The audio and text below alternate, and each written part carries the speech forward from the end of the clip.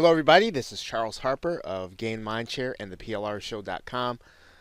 I want to show you what I had to do in order to help myself to get out of spam. So between Aweber, my host, and this website, I was able to get my emails out of spam. So I want to show you what I did. The site is called mailtester.com, and mailtester.com is actually the site that Aweber recommends that you use to self-diagnose what may be going wrong with your emails.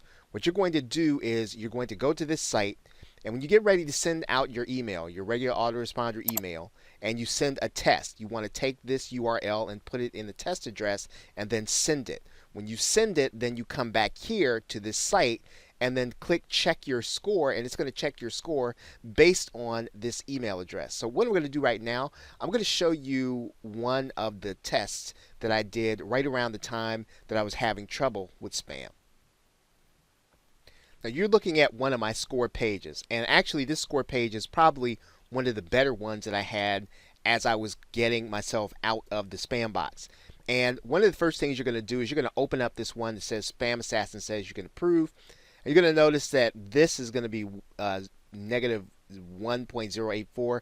That's going to contribute to the score that's here. There's not really a whole lot you can do here because it says that Aweber.com's URL is in the gray list.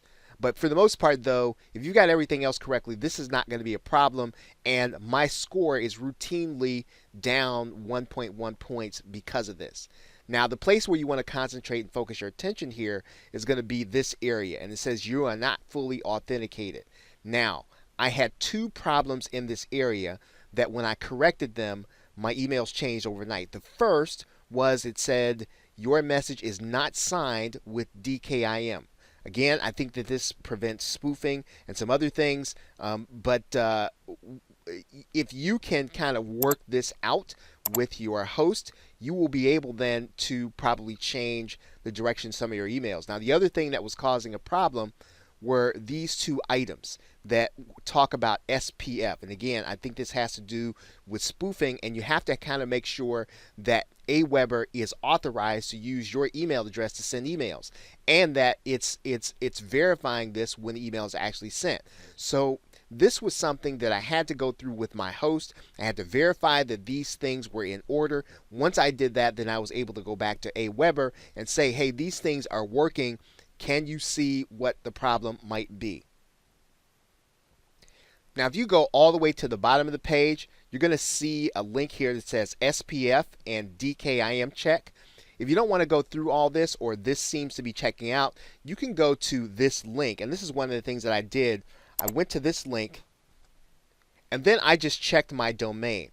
Now, the DKIM selector, I think you're going to have to find out what this is from your host in order to put this in there for you to be able to check that.